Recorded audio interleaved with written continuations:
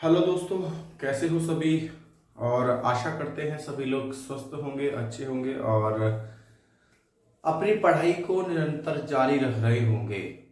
और जैसा कि आप सभी को पता है, पिछली कुछ क्लासेस में हमने बड़े इंपॉर्टेंट प्रश्न कराए हैं और जो पिछली क्लास हमने ली उस क्लास में हमने इतिहास के बारे में चर्चा की। और आपको और शायद जिन लोगों ने भूगोल की क्लास अच्छे से पढ़ी होगी, है ना, तो उसको पता होगा कि भूगोल में हमारा एक छोटा सा टॉपिक रह गया था जिसमें मैंने खुद आपको मैंने बताया था कि भारत के संपूर्ण प्रश्न, मतलब भारत के क्षेत्र या भारत की दृष्टि से अगर हम देखें तो भारत से लेके कहाँ कहाँ मतलब किस किस तरीके के प्रश्न हमारे बन सकते हैं, है ना।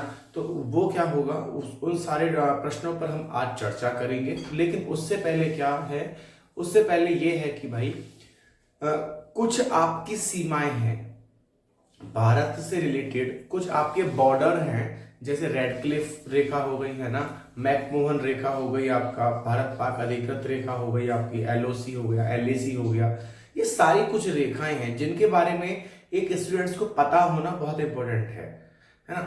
बहुत जगह इनकी जरूरत पड़ जाती है जब हम अन्य देशों को पढ़ते हैं, है ना। तो उस समय भारत से संबंधित जब हम भारत की चर्चा करते हैं तो भारत और जो अदर देश है, जैसे मान लीजिए पाकिस्तान है ना, भारत म्यांमार है ना, इस तरीके से क्या है, उन रेखाओं के विषय में चर्चा करना बड़ा इंपॉर्टेंट हो जाता है जो एक स्टूडेंट को पता होना चाहिए।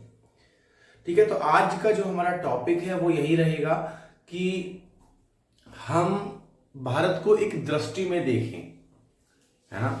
तो जैसे उसमें बहुत सारे आंकड़े भी आएंगे, है ना, जैसे कि अगर आप देखें तो साक्षरता दर भी आएगी, है ना, जनसंख्या भी आएगी, है ना। बहुत सारे प्रश्न मतलब एक तरीके से भारत से रिलेटेड बन सकते हैं। तो जितने भी मैं आपको प्रश्न बताऊंगा वो ध्यान रखिएगा, जितने भी स्टूडेंट्स यूपीएससी के साथ साथ में SSC CGL, SSC CHSL, DSSP ऐसे एग्जाम की तैयारी कर रहे हैं, एमटीएस की तैयारी कर रहे हैं, तो ध्यान रखिएगा यहां से आज की क्लास से बहुत सारे प्रश्न वहां पर बन सकते हैं। तो ध्यान रखिएगा, इस क्लास को अच्छे से बिना स्किप किए आपको देखना है। रेखाओं के बारे में बड़े अच्छे अच्छे प्रश्न बनते हैं, है ना। कमीशन आयोग ने कौन सी रेखा बनाई, है ना, ये जो हमारा बॉर्डर कमीशन था जो, है ना, तो सॉरी, कमीशन आयोग ने नहीं, मतलब सॉरी, सीमा आयोग ने कौन सी रेखा बनाई। तो इस ऐसे बहुत सारे प्रश्न बनेंगे जिनके विषय में हम चर्चा करेंगे अभी। तो सबसे पहले मैं आपको बता दूं, इस वीडियो को सब्सक्राइब किया कीजिए भाई। जो विद्यार्थियों ने, जिन मेरे भाई ने, जिन बहनों ने, है ना, इस चैनल को, इस परिवार को सब्सक्राइब नहीं किया है, सबसे पहले वीडियो को आगे बढ़ाने से पहले चैनल को सब्सक्राइब कर लीजिए, जिससे क्या हो, ये वीडियो की जितनी भी हमारी क्लासेस हैं सबसे पहले आपके पास अपडेट पहुंच सके। और दूसरा, चैनल को ज्यादा से ज्यादा इसको शेयर किया कीजिए, क्योंकि बहुत लोगों का फायदा होगा भाई, समझिए आप, है ना। ज्ञान वही है जो औरों में बांटा जाए, है ना। मैंने ज्ञान ले लिया और मैं उस ज्ञान को अपने तक ही सीमित रखूं तो उस ज्ञान का कोई फायदा ही नहीं है। तो ध्यान रखिएगा, शेयर जरूर करना है आपको, बिना शेयर किए किसी को भी आगे नहीं बढ़ना है। और अगर आपको कोई डाउट है तो कमेंट किया कीजिए। जितने भी स्टूडेंट्स मेरी क्लास को देख रहे हैं उन सबसे रिक्वेस्ट है कि अगर आपको तैयारी अच्छी करनी है तो कमेंट किया कीजिए। जो मैं पढ़ा रहा हूं, ऐसा नहीं है कि जो मैंने पढ़ा दिया तो आपके सारे डाउट क्लियर हो गए, ऐसा इम्पॉसिबल है। न जाने कितने स्टूडेंट्स ऐसे होंगे जिनके मन में ना जाने उससे रिलेटेड कितने डाउट्स चल रहे होंगे। तो उन डाउट्स को कमेंट बॉक्स में मेंशन किया कीजिए, जिससे कि आपके डाउट्स क्लियर होते चले जाएं। ठीक है, तो ज्यादा समय की बर्बादी ना करते हुए हम आगे चलते हैं। ठीक है, चलो। तो देखिए, आज हम जो पढ़ने जा रहे हैं वो है हमारा सीमाओं के बारे में। भारतीय सीमा या भारतीय सीमाएं, भारतीय सीमाएं, है ना, या फिर भारतीय सीमाएं नहीं होगा, भारतीय सीमाएं होगा, भारतीय सीमाएं, है ना। तो एक प्रश्न आता है, चूंकि सबको पता है, आप एक मैच्योर स्टूडेंट हैं, सीमा का मतलब क्या होता है। मैं उस सीमा की बात नहीं कर रहा हूं जो अभी हाल ही में चर्चा में है ना, उस सीमा की हम बात नहीं कर रहे भाई। ठीक है, हम अपने यूपीएससी से रिलेटेड बात कर रहे हैं। हो सकता है कि उस सीमा का कोई करंट अफेयर से रिलेटेड टॉपिक आपके यूपीएससी मेंस में आ जाए, लेकिन यहाँ पे हम भारतीय सीमाओं की बात कर रहे हैं। तो भारतीय सीमा एक्चुअल में होती क्या है?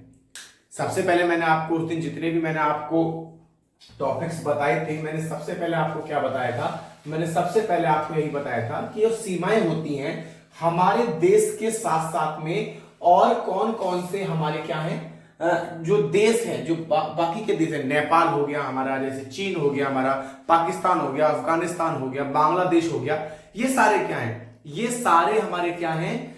भारत से सटे हुए हैं, भारत के पड़ोसी देश कहलाते हैं। जैसे मैंने आपको उस दिन बताया था, तो भारत के पड़ोसी देश अगर हैं, अगर मैं ये कहूं कि ये मेरा घर है, ये मेरा घर है ना, अच्छा सा घर है, अच्छा दरवाजा लगा हुआ है, और मैं ये कहूं कि इसी मेरे घर से ही बिल्कुल एक अटैच हुआ एक घर और है ना, ये। तो अब मैं ये कहूं कि क्या मेरे घर से किसी दूसरे घर की सीमा है? तो ध्यान रखिएगा, ये जो है ये हम इन दो घरों के बीच की सीमा है। समझ में आया? तो सीमा क्या है? सीमा और कोई नहीं है, सीमा एक स्त्री है ना, जो अभी बहुत चर्चा में है, लेकिन हमें उस सीमा की बात नहीं करनी है। ध्यान, अपने मन को भ्रमित नहीं करना है, ध्यान रखिएगा। एस्पिरेंट का मतलब दिमाग को भ्रमित नहीं होने देना है। तो भारत के साथ में कुछ ऐसे देश हैं जो सीमाएं बनाते हैं, भारत से सटे हुए देश हैं, और उनके सटने के कारण क्या है कि भारत के साथ में वो एक बॉर्डर बनाते हैं, एक सीमा बनाते हैं। उन्हीं में से कुछ सीमाओं के बारे में हम डिस्कस करेंगे जो एग्जाम के पॉइंट ऑफ व्यू से बहुत इंपॉर्टेंट है। तो पहली जो हमारी सीमा आती है उसका नाम है रेड क्लिफ सीमा। Red cliff, CLIFFE, red cliff border,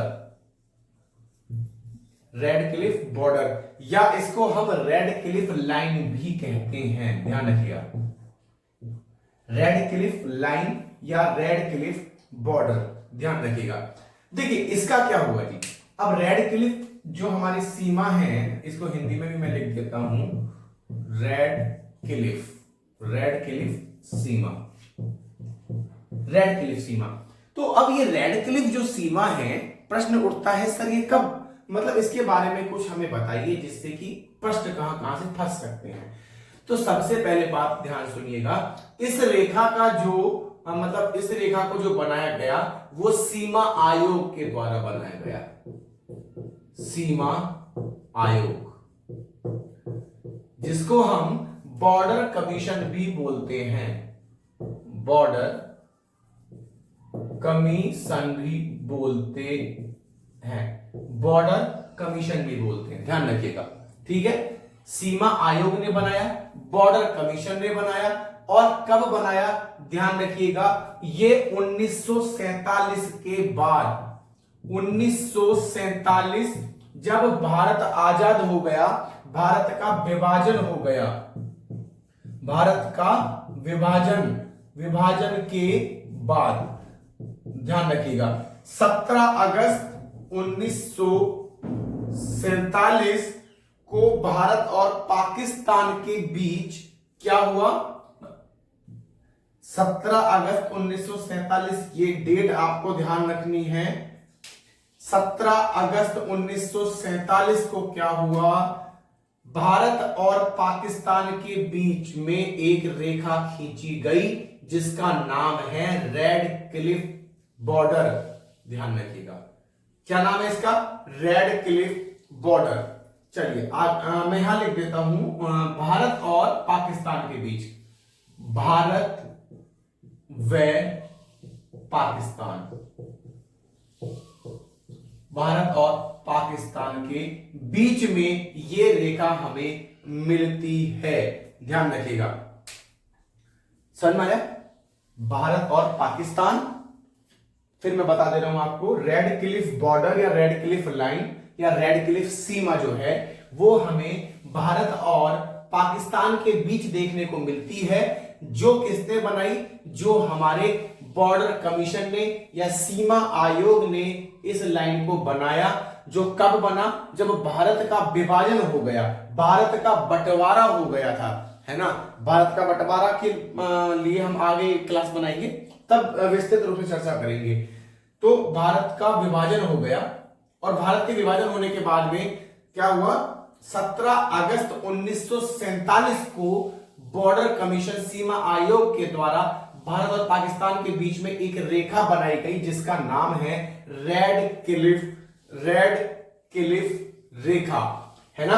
और ध्यान रखिएगा, इसका जो विभाजन होना था, या फिर मैं ये बात करूं कि जो भारत का जो विभाजन होना था, है ना, मतलब बंगाल का जो प्रांत था, अगर आपने सुना हो, कमीशन जो हमारा कमीशन था वो पंजाब और बंगाल प्रांत का जो उनको विभाजन करना था, ध्यान रखिएगा, जो ये वाला कमीशन है ना, इसने इसको क्या करना था, इसको एक काम सौंपा गया कि बंगाल प्रांत, है ना, और पंजाब प्रांत, है ना, इनका क्या करना था, बंटवारा करना था। और इनका बंटवारा किस बेस पे करना था, इनका बंटवारा हिंदू और मुस्लिम के बेस पे करना था, हिंदू और मुस्लिम की जनसंख्या के आधार पर, हिंदू और मुस्लिम की जनसंख्या के आधार पर क्या करना था, बॉर्डर कमीशन को प्रांतों का बंटवारा करना था, है ना। इसी बेस पे क्या हुआ, इस रेखा को बना दिया गया। और दूसरा क्या है कि रेड क्लिफ नाम क्यों पड़ा, इसको रेड क्लिफ क्यों कहते हैं, क्योंकि उस समय क्या था, हमारे कमीशन के जो अध्यक्ष थे, जो सीमा आयोग के जो अध्यक्ष थे, सर सिरिल रेड क्लिफ नाम था उनका, सर सिरिल रेड क्लिफ, ध्यान रखिएगा, सर सिरिल रेड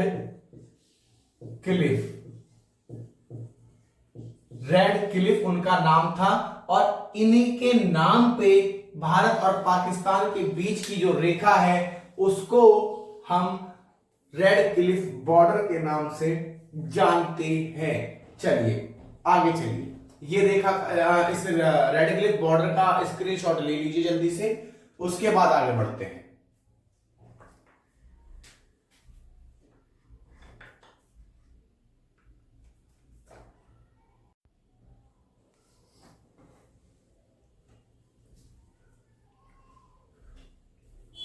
चलिए आगे की उसमें हम चलते हैं। रेड क्लिफ बॉर्डर के बाद में आगे कौन सी रेखा आती है जी, आगे आती है नियंत्रण रेखा। सबने पढ़ा होगा, एलओसी फिल्म भी देखी होगी, जिसका नाम है लाइन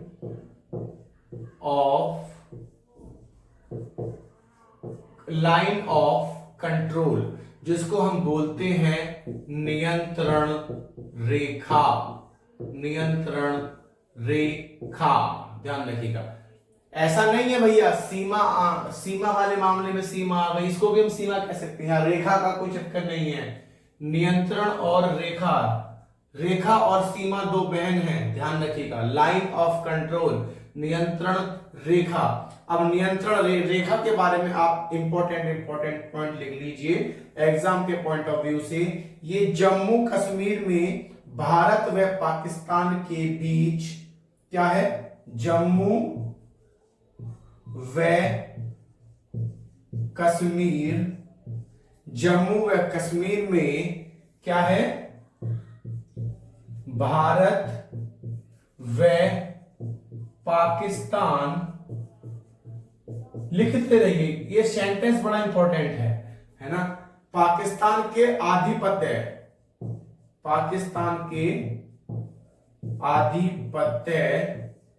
वाले क्षेत्रों के बीच, आधिपत्य वाले क्षेत्रों के बीच की रेखा है,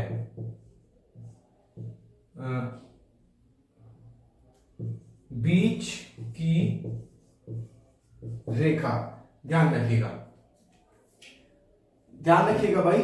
जो हमारी लाइन ऑफ कंट्रोल है, लाइन ऑफ कंट्रोल हमारी जम्मू और कश्मीर है ना, जो आप भारत में इस समय देखते हो, है ना, जम्मू और कश्मीर में क्या है, भारत व पाकिस्तान के आधिपत्य, आधिपत्य ये ध्यान रखिएगा, इंपॉर्टेंट शब्द है, आधिपत्य वाले क्षेत्रों के बीच की रेखा है। इसके दोनों तरफ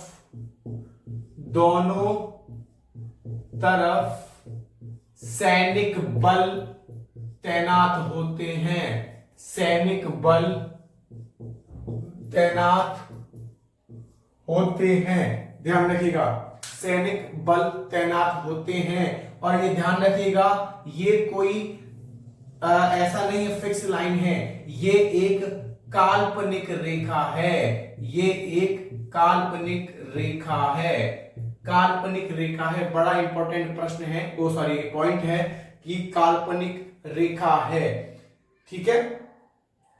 और क्या है, इसको कोई भी मान्यता प्राप्त नहीं है, मान्यता प्राप्त नहीं है, मान्यता प्राप्त नहीं है।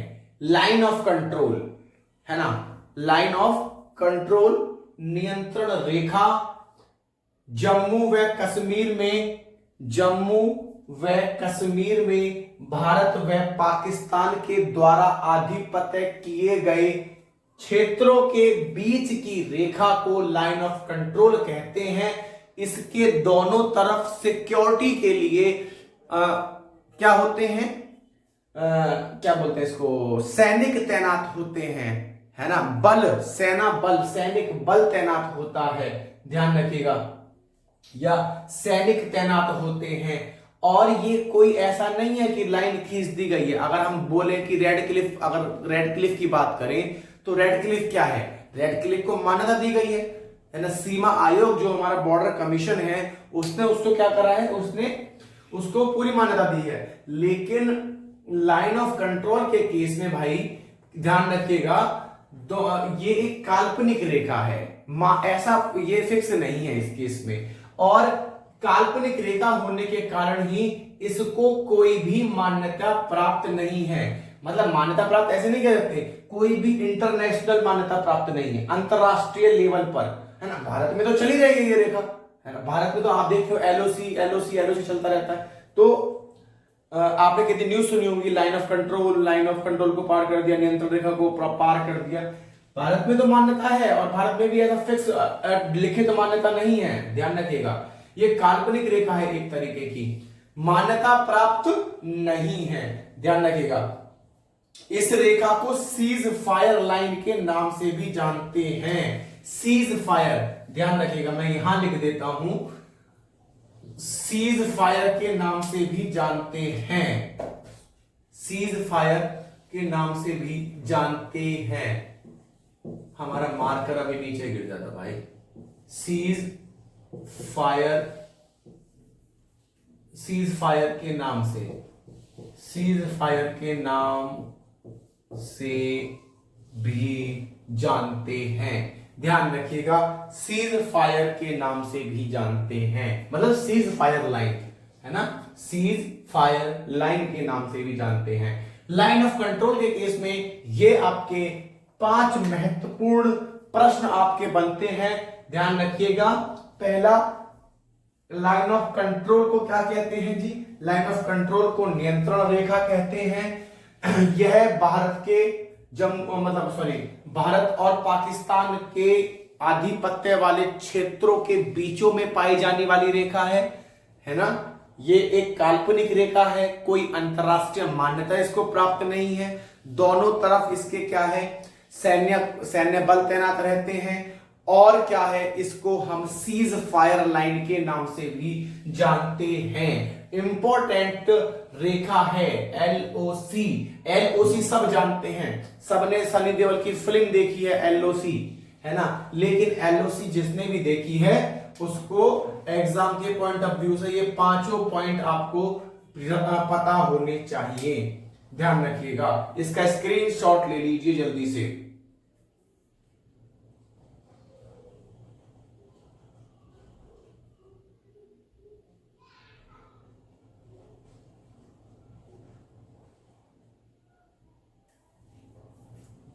अब देखिए अब एक और प्रश्न आता है, एक और रेखा आती है जिसको हम कहते हैं पीओके। पीओके, पीके नहीं, पीके नहीं भाई, पीओके, पाक ऑक्यूपाई कश्मीर। पीओके, पाक ऑक्यूपाई पोक, पीओके, पाक ऑक्यूपाई कश्मीर, है ना। या फिर हम इसको कह सकते हैं पाक अधिकृत, अधिकृत कश्मीर, पाक अधिकृत कश्मीर। ध्यान रखिएगा, क्या हुआ 1947, है ना, जब हमारा देश आजाद हुआ था जिस साल 1947 में क्या करा, 1947 में देखो ये पाकिस्तान ना एक नंबर का, मतलब हम इसको क्या कहें, हम कुछ कह भी तो नहीं सकते, गलत शब्द हम यूज नहीं कर सकते हैं, मर्यादाओं में रहना पड़ता है। ये पाकिस्तान मतलब कहने का एक तरीके से बड़ा धूत है ये एक तरीके से। इसने 1947 तो हमें बताया गया, मतलब पहले से ही ये एक नंबर का धोखेबाज रहा है। तो क्या हुआ 1947 में, क्या हुआ था हमारा, जब भारत आजाद हो गया तो उसके बाद क्या हुआ, 1947 के बाद क्या हुआ, पाकिस्तान ने क्या क्या किया, जो कश्मीर में लोग रह रहे थे, जो कश्मीर जो क्या नाम है, मतलब उस समय क्या बोलते हैं हम,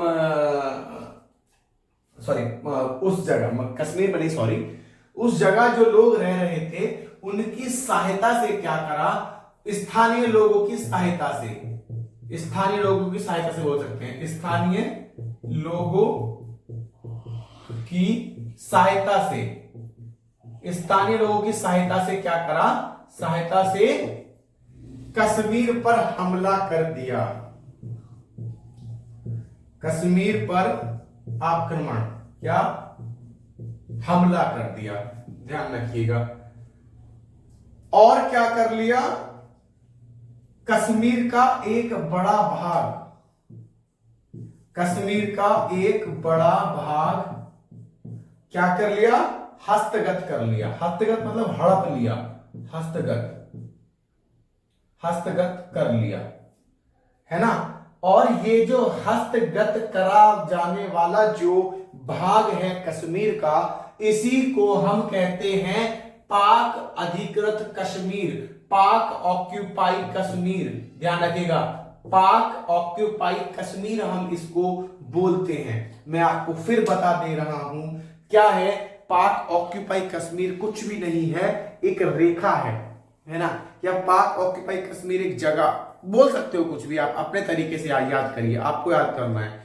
तो क्या हुआ, जब 1947 में भारत आजाद हुआ तो आजादी के बाद क्या हुआ, जो उस समय वहां के स्थानीय लोग थे पाकिस्तान के, उनकी मदद से क्या करा, पाकिस्तान ने इस कश्मीर वाले इलाके पर हमला कर दिया, आक्रमण कर दिया। अकेले तो उसकी औकात है नहीं, अकेले तो उसको क्या नाम है टमाटर खरीदने की औकात नहीं, हमला तो बहुत दूर की बात है।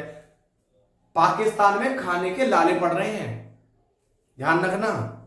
हमारे यहां तो फिर भी 200-200 रुपए के 300-300 रुपए किलो वाले टमाटर धड़ल्ले से चल रहे हैं घर में, जब तक टमाटर नहीं आएगा जब तक सब्जी नहीं बनेगी। लेकिन इस पाक ने हमला कर दिया, किसकी हेल्प लेके, स्थानीय लोगों की हेल्प लेके। अगर अकेला होता तो इसकी इतनी भी औकात नहीं थी कि उस कश्मीर की जगह पर यह कदम भी रख दे, है ना। अगर इतने गट्स थे तो रख देता अकेला कदम, तो बता देते इसको, है ना। तो क्या है, कश्मीर वाली जगह पर इसने स्थानीय लोगों की हेल्प लेके, सहायता लेके, बहला फुसला के, है ना, क्या कर, क्योंकि धोखेबाज तो पहले से ही रहा है ये, है ना, एक नंबर का बदतमीज है ना। तो कश्मीर पर हमला कर दिया और उसका एक बड़ा भूभाग, कश्मीर का बड़ा भूभाग, भाग नहीं बड़ा भूभाग, बड़ा भूभाग हड़प लिया, हस्तगत कर लिया। और वो जो भूभाग जो हस्तगत किया उसी को बोलते हैं पाक ऑक्यूपाई कश्मीर, पाक ऑक्यूपाई कश्मीर। ठीक है, कश्मीर, कश्मीर की राजधानी मुजफ्फराबाद, ध्यान रखिएगा मुजफ्फराबाद, मुजफ्फराबाद, कश्मीर की राजधानी मुजफ्फराबाद। मुजफ्फराबाद एक्चुअली में डबल जय नहीं आएगा, यहाँ पे जय तो एक ही आएगा, आधा फे आएगा। मुजफ्फराबाद किसकी? कश्मीर की राजधानी मुजफ्फराबाद है भाई, ध्यान रखिएगा। तो ये सबको समझ में आया, उम्मीद है सभी को अच्छे समझ में आ गया होगा। पाकिस्तान की धोखेबाजी आप सब लोगों के सामने हम लेके आ चुके हैं, तो देखते रहिए हमारी news UPSC with Rajeev Singh. मिनटों में हो जाएगा यूपीएससी अगर ढंग से पढ़ लिए तो भाई। ठीक है, चलो आगे चलते हैं। एक आता है कौन सा? भारत चीन सीमा निर्धारण। भारत चीन सीमा निर्धारण, इसको हम क्या बोलेंगे? भारत प्लस चीन सीमा। ये ध्यान रखिएगा 27 अप्रैल 1914, बहुत इंपॉर्टेंट है। 27 अप्रैल 1914 को ये रेखा बनी, सर हेनरी मैकमोहन ने बनाई। Sir Henry McMahon sir Henry McMahon ने बनाई, और इसीलिए इसको हम मैकमोहन रेखा भी कहते हैं। मैकमोहन रेखा भी कहते हैं क्योंकि इसका निर्माण किसने करा, या इसको किसने घोषित करा? Sir Henry McMahon. और इन्हीं के नाम पर इस रेखा का नाम, जो भारत और चीन की सीमा है, उसको बोलते हैं मैकमोहन रेखा, ध्यान रखिएगा। और 1914 में क्या हुआ था, इसके लिए एक पॉइंट ध्यान रखिएगा। 1914 में क्या हुआ था? शिमला समझौता। एक शिमला समझौता, जो आप शिमला घूमते हो ना, शिमला समझौता के दौरान, शिमला समझौता के दौरान, शिमला समझौता के दौरान इस रेखा को क्या किया गया? मतलब दोनों देशों के बीच इस सीमा को, इस मैकमोहन रेखा को स्वीकार किया गया शिमला समझौता के दौरान। तो इंपॉर्टेंट प्रश्न है, भारत और चीन की सीमा क्या कहलाती है? मैकमोहन रेखा, मैकमोहन लाइन कहलाती है, जिसको 27 अप्रैल सन 1914 में बनाया गया, जिसको किसके द्वारा घोषित किया गया? सर हेनरी मैकमोहन, और इन्हीं के नाम पर इसका नाम पड़ा है मैकमोहन रेखा। जैसे सर सिरिल रेडक्लिफ थे, है ना, जिन्होंने रेडक्लिफ लाइन दी, ऐसे ही सर हेनरी मैकमोहन थे, मैकमोहन रेखा जिन्होंने दी। ठीक है, चलिए ये आपने शायद नोट कर लिया होगा। आगे की तरफ चलते हैं, LAC, ध्यान रखिएगा, आगे की तरफ चलते हैं।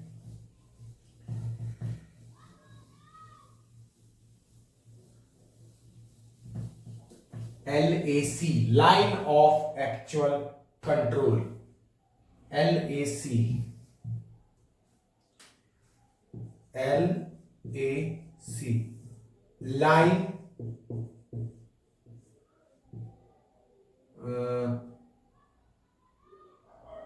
Line of actual control. Line of actual control, ध्यान रखिएगा। और ये रेखा आती है हमारे भारत और चीन के बीच, वास्तविक रेखा जो है, असली रेखा, वास्तविक रेखा है, यही है, ध्यान रखिएगा। चलिए आगे, यह रेखा ध्यान रखिएगा, एक पॉइंट और लिख लीजिए, जम्मू कश्मीर में भारत अधिकृत क्षेत्र, जम्मू कश्मीर में भारत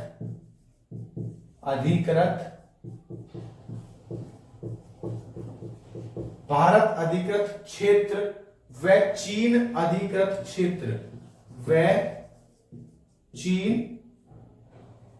इसको थोड़ा सा मैं यहां लिख दे रहा हूं, आपको दिखेगा नहीं, जम्मू कश्मीर में भारत अधिकृत क्षेत्र और चीन अधिकृत क्षेत्र, चीन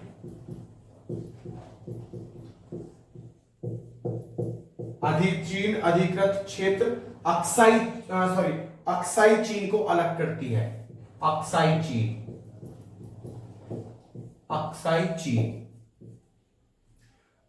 चीन को अलग करती है। ध्यान रखिएगा, ये रेखा का क्या काम है, इस रेखा का काम ये है कि जो भारत का जो क्षेत्र है जम्मू कश्मीर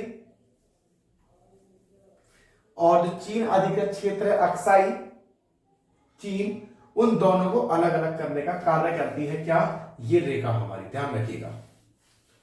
चलिए आगे चलते हैं।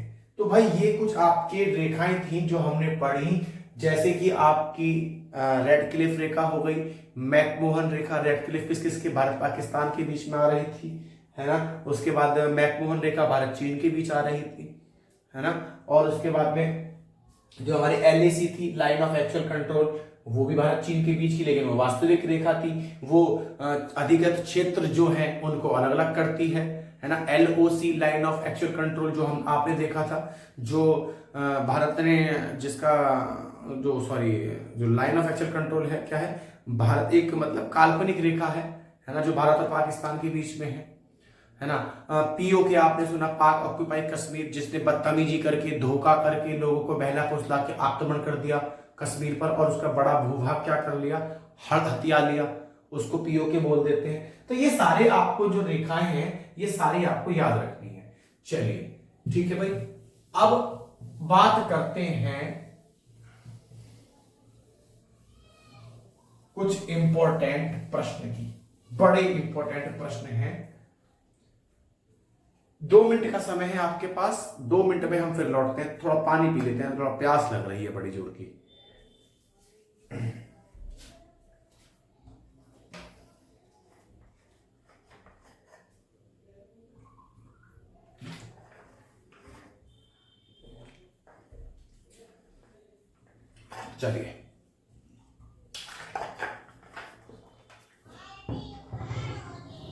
चलिए आगे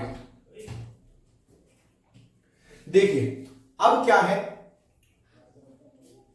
थोड़ी थोड़ी आवाज सुन रहे होंगे आप, नन्हे बनन्हे मुन्ने बच्चे हैं ये, है ना। शाम के समय में खेलते हैं, कितना अच्छा लगता है, किसी का बचपन मत छीनिए किसी से, है ना। बड़े अच्छे लगते हैं बच्चे जब खेलते हैं। ये जो आप आवाज़ सुन रहे हैं चिड़ियाओं की तरह, ये किसी चिड़िया की आवाज़ नहीं है, ये बच्चों की आवाज़ है, हमारे ही घर के नन्हे मुन्ने बच्चे हैं, उनकी आवाज़ है। चलिए आगे चलते हैं भाई। भारत को अगर हम एक दृष्टि से देखें तो इंपॉर्टेंट प्रश्न कहां कहां से भारत के ऊपर बन सकते हैं। तो सबसे पहला तो प्रश्न यही है कि देश का क्या नाम है। तो देश का नाम सबसे पहले याद रखना, देश का नाम है भारत, और जो व्यक्ति भारत नाम को भूल गया उसके घर में होगी महाभारत। सबके साथ मिलके भारत, देश का नाम भारत है। अब देखिए, देश का नाम तो भारत है, लेकिन इसको हिंदू देश ही बोलते थे, हिंदू देश भी बोलते थे। जब यूरोपीय जो थे, हमारे अरबी लोग जो थे, वो जब हमारे सिंधु नदी के किनारे होकर हमारे देश में आए तो उन्होंने क्या बोला, इसको सिंधु का देश बोला। सिंधु, उनकी एक क्या कमी थी कि वो सा को हा बोलते थे, शा को हा बोलते थे, और जब सा को हा बोलते थे तो सिंधु ना बोल के उन्होंने बोला हिंदू, है ना। सिंधु, उन्होंने क्या बोला था देश को, सिंधु का देश, सिंधुओं का देश, है ना, सिंध का देश। तो उनको सा की जगह हा बोलने की आदत थी, उनको सा नहीं बोला जाता था, है ना। तो उन्होंने हा बोलते थे, तो वहीं से नाम पड़ा हिंदू, है ना, हिंदुस्तान, हिंदुओं का स्थान, है ना, इस तरीके से ध्यान रखिएगा।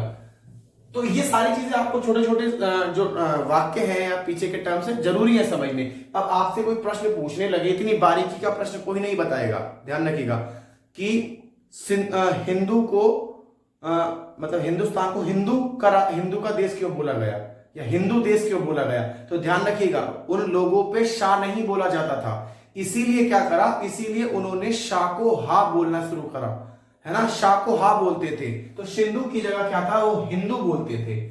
समझ में आया? दूसरा आता है प्रश्न आपका, एक महत्वपूर्ण प्रश्न है कि भारत देश के अन्य नाम कौन कौन से हैं?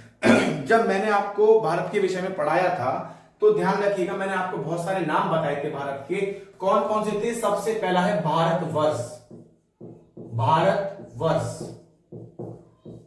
है ना, भारतवर्ष। उसके बाद में एक नाम और था उसको, जिसको बोलते हैं हम इंडिया, इंडिया, है ना। एक था हमारा जम्बू द्वीप, क्या नाम है, जम्बू द्वीप, जम्बू द्वीप, है ना, जम्बू द्वीप। इस जम्बू द्वीप का नाम आपने रामायण में सुना होगा, रामायण में कई बार इस जम्बू द्वीप का वर्णन हुआ है, और जब आप लवकुश कांड आप सुनते होंगे रामायण में, जो सीरियल आता है, तो उसमें भी जम्बू द्वीप का काफी बार जो लवकुश हैं उन्होंने इसका उल्लेख किया है उस समय, है ना। और दूसरा नाम क्या था इसका, और दूसरा नाम था इसका आर्यव्रत, आर्यव्रत, सॉरी, आर्यव्रत,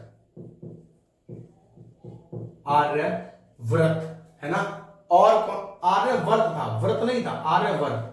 और कौन सा था इसका नाम, और था हमारा हिंदुस्तान, हिंदुस्तान, हिंदुस्तान, ध्यान रखिएगा, हिंदुस्तान, ये इसका क्या था, ये इसका नाम है। तो भारत देश के अन्य नाम कौन कौन से हैं? भारत देश के अन्य नाम जम्बू द्वीप है, आर्यव्रत है, आर्यवर्त है ना, उसके बाद में इंडिया है, हिंदुस्तान है ना, और फिर क्या है आपका जम्बू द्वीप, ध्यान रखिएगा। चलिए अब आगे चलते हैं, एक प्रश्न और बनता है भारत की दृष्टि से, उसका क्या नाम है कि भारत की राजधानी क्या है? भारत की राजधानी है नई दिल्ली, जिसको हम बोलते हैं न्यू दिल्ली, और जहां पर आज न जाने सरकारों, वहां की जो वर्तमान सरकार है, न जाने कितनी झीलों का आविष्कार वहां पर हो चुका है। अभी हम 2-3 दिन गए थे, दिल्ली गए थे, तो हमें उन झीलों से होकर जाने का सौभाग्य प्राप्त नहीं हुआ, क्योंकि हम ट्रेन से गए थे। तो मैंने लेकिन ट्रेन से देखा था, बहुत सारे झीलों का वहां पर निर्माण हो चुका है, जो माननीय मुख्यमंत्री जी ने जैसा कहा था, है ना, गली गली में झील बनी हुई है। चलिए उससे हमें क्या मतलब नहीं, कुछ भी, आगे चलते हैं। एक और आपका प्रश्न बनता है कि भारत की भौगोलिक स्थिति कैसी है? भौगोलिक स्थिति ध्यान रखिएगा, जब मैंने आपको ये समझाया था, ध्यान रखिएगा, ये मैंने आपको समझाया था, इसमें मैंने आपको 2 रेखाएं समझाई थी, एक विषुवत रेखा और एक यामोत्तर रेखा, है ना, एक विषुवत रेखा और एक यामोत्तर रेखा, है ना। जो मैंने आपको उत्तरी गोलार्ध, दक्षिणी गोलार्ध, पूर्वी, है ना, पश्चिमी, ये सब आपको बताया था। तो भौगोलिक स्थिति में देखें तो भारत उत्तर पूर्वी गोलार्ध में स्थित है,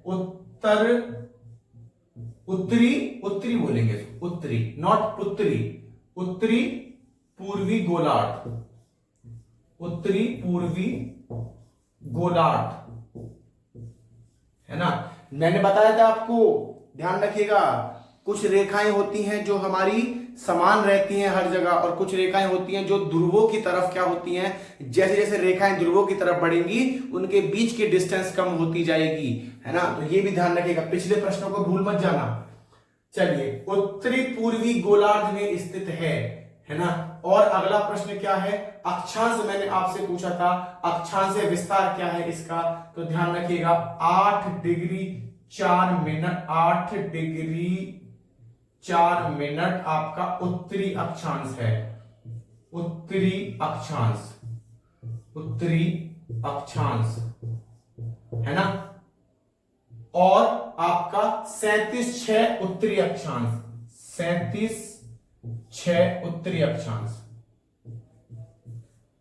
है ना, 37.6 उत्तरी अक्षांश, ध्यान रखिएगा, ये बड़ा इंपॉर्टेंट प्रश्न है। चलिए अगला प्रश्न हमारा आता है, देशांतरीय विस्तार क्या है हमारा। देशांतरीय विस्तार की अगर मैं बात करूं तो 68 डिग्री 7 मिनट पूर्वी देशांतर, पूर्वी देशांतर। ध्यान रखिए ये बड़े इंपॉर्टेंट प्रश्न हैं। भारत की दृष्टि से अगर देखें तो जितने भी व्यक्ति, जितने भी स्टूडेंट्स यूपीएससी के साथ साथ में CGS, CHSL, MTS, CPO, DSSB, banking, किसी भी एग्जाम की तैयारी कर रहे हैं, उन सब के लिए ये सारे जो भारत की दृष्टि से प्रश्न बनते हैं वो सारे इंपॉर्टेंट हैं। अब ध्यान रखिएगा, अब आता है कि विस्तार कितना है, लंबाई उत्तर से दक्षिण में, ध्यान रखिएगा, north to south, north to south कितनी बताई थी मैंने आपको, 3214 किलोमीटर, है ना, 3214 किलोमीटर। और चौड़ाई कितनी बताई थी मैंने, ईस्ट टू वेस्ट, पूरब से पश्चिम, मैंने आपको कितनी बताई थी, 2933 किलोमीटर, 2933 किलोमीटर। और दोनों का जो डिफरेंस था वो कितना था, कितना था भाई, 4 में से 3 गया 1, 11 में से 3 गए 11 में से 3 गए आपके 8, 281 किलोमीटर था शायद, है ना,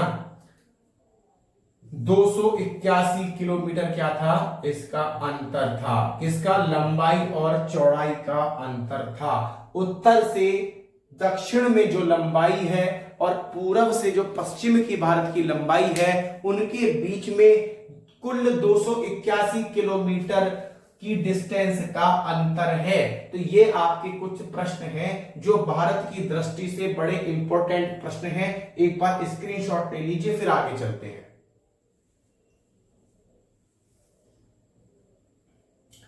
चलिए आगे चलते हैं।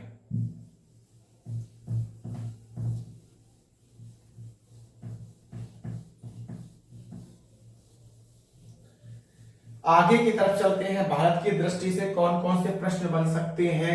भारत की स्थलीय सीमा कितनी है, भारत की स्थलीय सीमा, आपकी स्थलीय सीमा कितनी है, स्थलीय सीमा आपकी 15106, कितनी, 15106.7 किलोमीटर। ध्यान रखिएगा, 15106.7 किलोमीटर स्थलीय सीमा।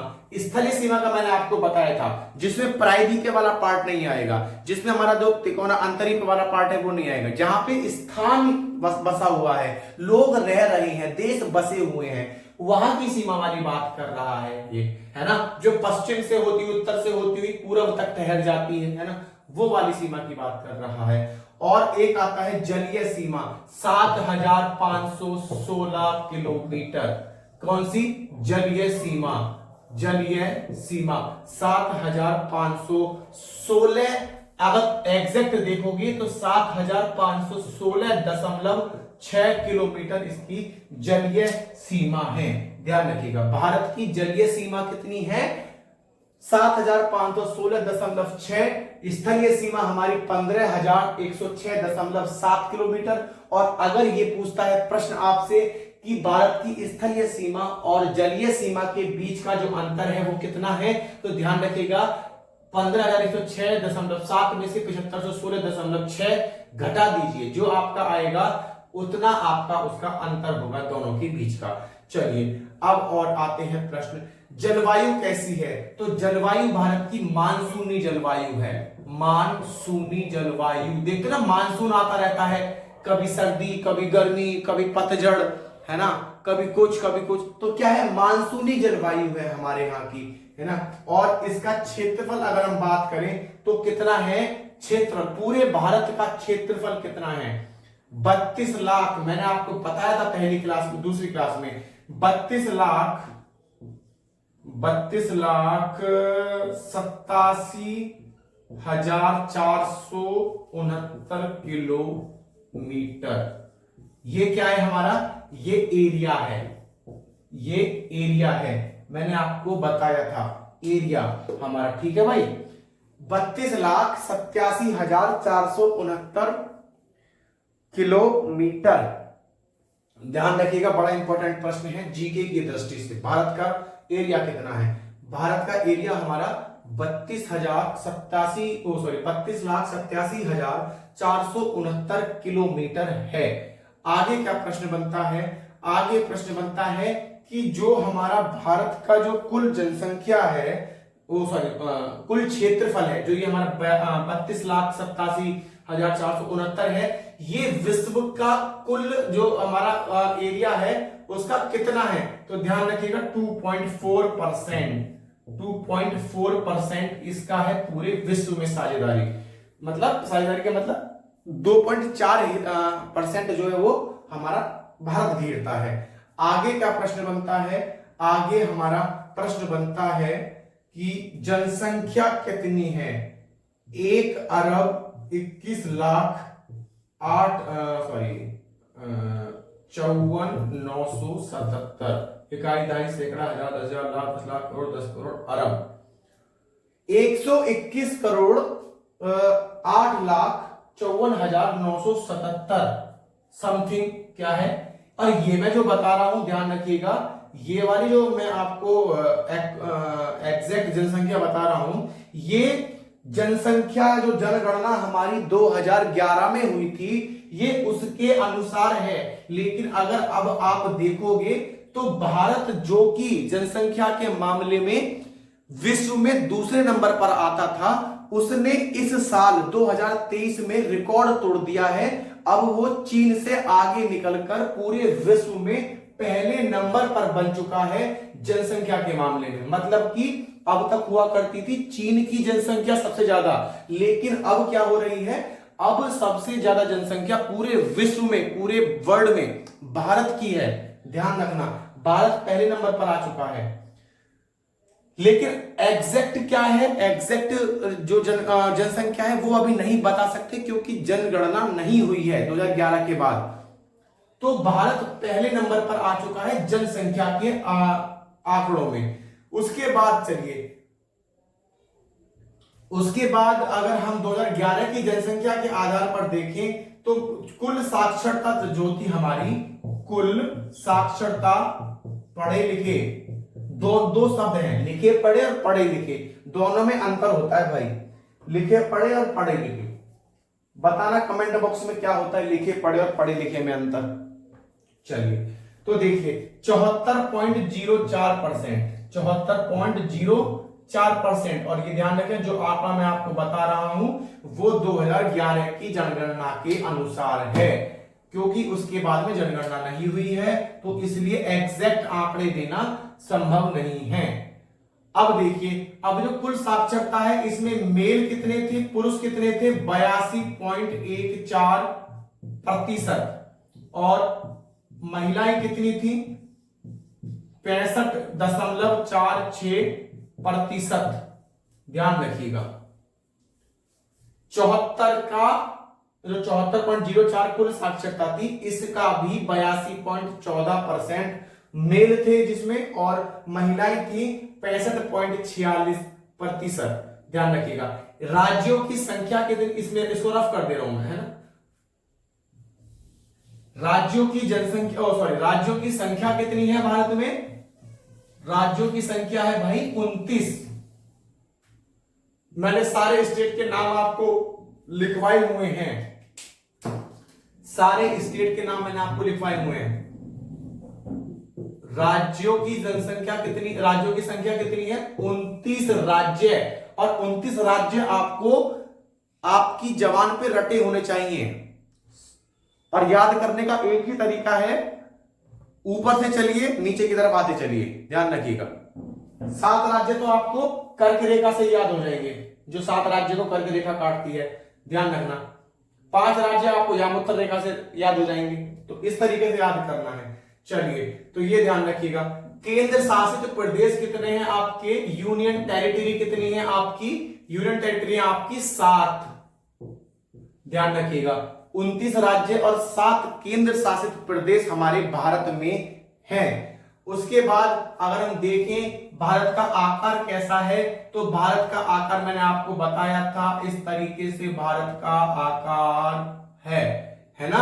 तो ये क्या है आपका? 1, 2, 3 और 4, चतुष्कोणीय आकार है। चतुष्कोणीय मतलब कि जो 4 कोण बनाता हो, चतुष्कोणीय आकार है हमारे भारत का। ये इंपॉर्टेंट पॉइंट ऑफ व्यू से बहुत इंपॉर्टेंट है, जो आपके एमटीएस वगैरह नॉर्मल या जितने भी नॉर्मल लोकल एग्जाम है उनके पॉइंट ऑफ व्यू से, ठीक है। उसके बाद में पर्वतीय क्षेत्र ने कितना जगह घेरी हुई है?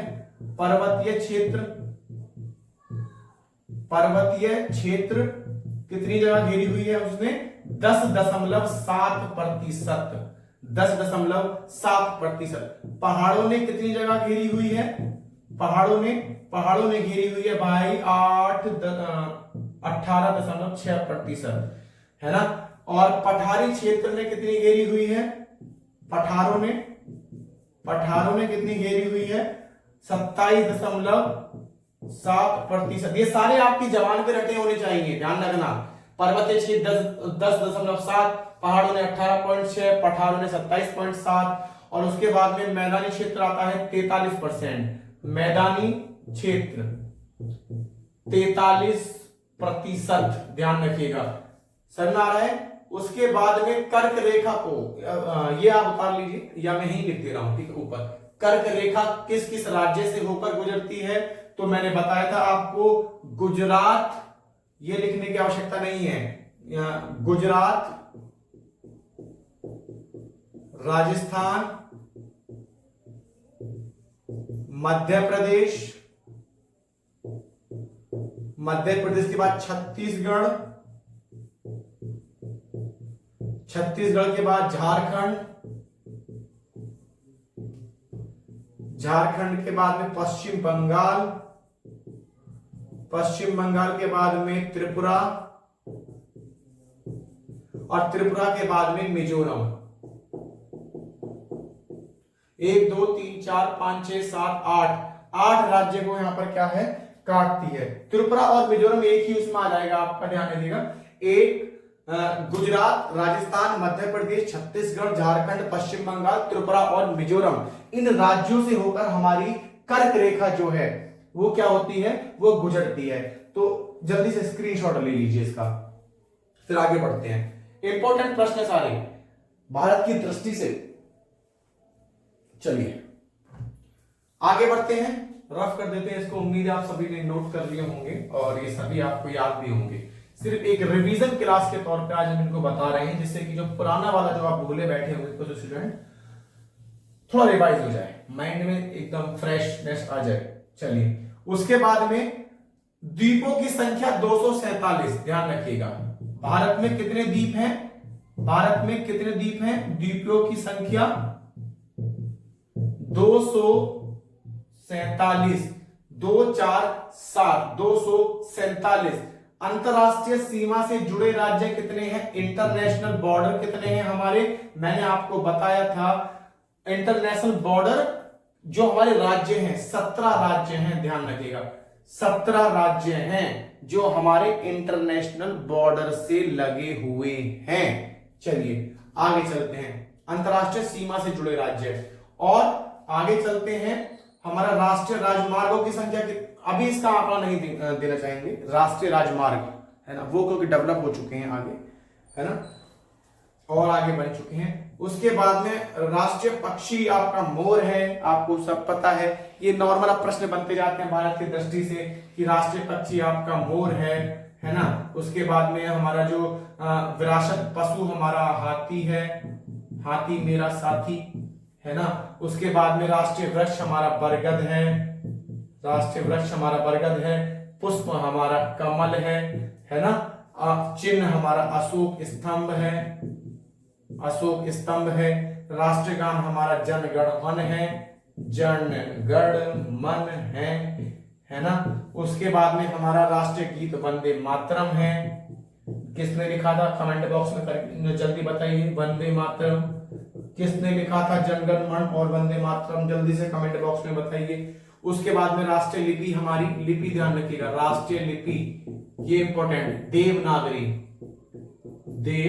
देवनागरी हमारी राष्ट्रीय लिपि है ना। राष्ट्रीय भाषा हमारी हिंदी है, लेकिन आज बहुत दुर्भाग्य की बात है कि क्या हो रहा है, इंग्लिश को तवज्जो दी जा रही है। हिंदी है ना। उसके बाद में हमारा जो राष्ट्रीय वाक्य है, राष्ट्रीय वाक्य हमारा क्या है, नेशनल वाक्य सत्यमेव जयते, सत्यमेव जयते, ये हमारा राष्ट्रीय वाक्य है।